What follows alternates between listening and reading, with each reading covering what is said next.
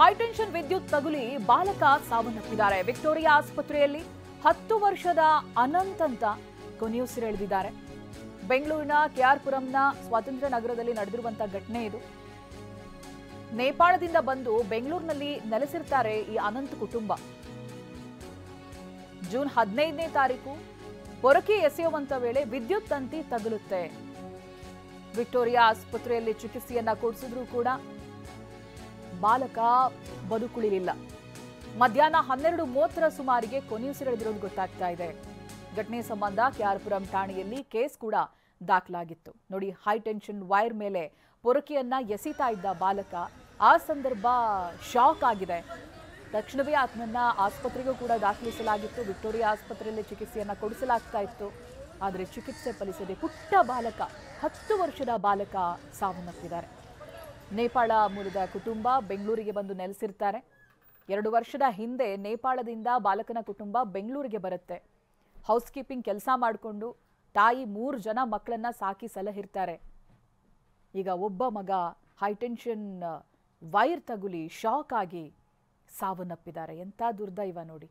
ಘಟನೆ ನಡೆದಿರುವಂಥ ಸ್ಥಳದ ದೃಶ್ಯಗಳನ್ನು ಕೂಡ ನೀವು ಗಮನಿಸಬಹುದು. ಈಗ ಕೇಸ್ ಕೂಡ ದಾಖಲಾಗಿದೆ. 10 ವರ್ಷದ ಪುಟ್ಟ ಬಾಲಕ.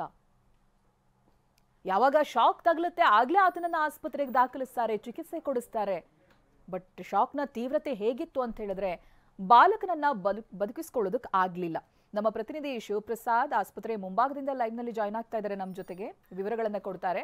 ಶಿವಪ್ರಸಾದ್, ಏನ್ ಗೊತ್ತಾಗ್ತಾ ಇದೆ? 10 ವರ್ಷದ ಬಾಲಕ, ಇದು ಯಾವಾಗ ನಡೆದಿರುವಂತಹ ಘಟನೆ, ಜೊತೆಗೆ ಆ ಶಾಕ್ ತೀವ್ರತೆ ಏನಿತ್ತು?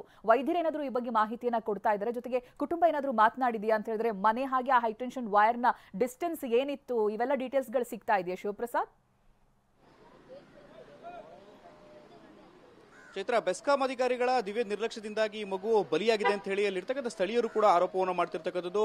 ಘಟನೆಯ ಹಿನ್ನೆಲೆಯನ್ನು ಗಮನಿಸ್ತಾ ಹೋದ್ರೆ ಜೂನ್ 15ರಂದು 2ನೇ ಮಹಡಿಯಲ್ಲಿದ್ದಂತಹ ಮಗು ಪೊರಕೆಯನ್ನು ಎಸೆಬೇಕಾದ್ರೆ ಹೈಟೆನ್ಷನ್ ವೈರ್ನ ವಿದ್ಯುತ್ ತಗುಲಿ ಮಗು 60% ಭಾಗ ಮಗುವಿನ ದೇಹದ ಭಾಗಗಳು ಸುಟ್ಟಾಗಿತ್ತು. ಈ ಹಿನ್ನೆಲೆಯಲ್ಲಿ ವಿದ್ಯುತ್ ಶಾಕ್ನಿಂದ ಸುಟ್ಟ ಗಾಯಗಳಿಂದ ಬಳಲಿದ್ದಂತಹ ಅನಂತ್ 10 ವರ್ಷದ ಬಾಲಕರನ್ನ ವಿಕ್ಟೋರಿಯಾ ಆಸ್ಪತ್ರೆಯ ಸುಟ್ಟ ಗಾಯಗಳ ವಿಭಾಗದಲ್ಲಿ ದಾಖಲಿಸಲಾಗಿತ್ತು. ಕಳೆದ 5 ದಿನಗಳಿಂದಲೂ ಕೂಡ ಚಿಕಿತ್ಸೆಯನ್ನು ನೀಡುತ್ತಿದ್ದಾಗಿದ್ದು ಕೂಡ ಚಿಕಿತ್ಸೆ ಫಲಕಾರಿಯಾಗದೆ ಇಂದು ಅನಂತ್ ಸಾವನ್ನಪ್ಪಿರ್ತಕ್ಕಂಥದ್ದು. ಇದು ಮಧ್ಯಾಹ್ನ 12:30ರ ಸುಮಾರಿಗೆ 60% ಸುಟ್ಟ ಗಾಯಗಳಿಂದ ಬಳಲುತ್ತಿದ್ದಂತಹ ಅನಂತ್ ಸಾವನ್ನಪ್ಪಿದ್ದಾನೆ. ಅಲ್ಲಿರ್ತಕ್ಕಂಥ ಸ್ಥಳೀಯರೆಲ್ಲರೂ ಕೂಡ ಗಂಭೀರವಾಗಿ ಬೆಸ್ಕಾಂನ ಮೇಲೆ ಆರೋಪವನ್ನು ಮಾಡ್ತಿರ್ತಕ್ಕಂಥದ್ದು. ಬೆಸ್ಕಾಂ ಅಧಿಕಾರಿಗಳ ನಿರ್ಲಕ್ಷ್ಯದಿಂದಾಗಿ ಈ ರೀತಿಯಾಗಿ ಬಾಲಕ ಸಾವನ್ನಪ್ಪಿದ್ದಾನೆ ಅಂತೇಳಿ ಆರೋಪವನ್ನು ಮಾಡ್ತಿದ್ದಾರೆ. ಅಂದ್ರೆ ಸಾಮಾನ್ಯವಾಗಿ ಹೈಟೆನ್ಷನ್ ವೈರ್ ಹಾದು ಹೋಗುವಂತ ಅಂತರ ಏನಿರುತ್ತೆ, ಆ ಅಂತರ 14 ಫೀಟ್ಗಳ ಅಂತರದಲ್ಲಿ ಯಾವುದೇ ರೀತಿಯ ಬಿಲ್ಡಿಂಗ್ಗಳನ್ನು ನಿರ್ಮಾಣವನ್ನು ಮಾಡಬೇಕಾಗಿರುತ್ತೆ. ಆದಾಗ್ಯೂ ಕೂಡ ಯಾವುದೇ ರೀತಿಯ ನಿಯಮಗಳನ್ನ ಪಾಲನೆಯನ್ನ ಮಾಡದೆ ಹೈಟೆನ್ಷನ್ ವೈರ್ ತಂತಿ ಹಾದು ಹೋಗುವಂತ ಪಕ್ಕದಲ್ಲೇ ಬಿಲ್ಡಿಂಗ್ ಅನ್ನು ನಿರ್ಮಾಣ ಮಾಡಿರ್ತಕ್ಕಂಥದ್ದು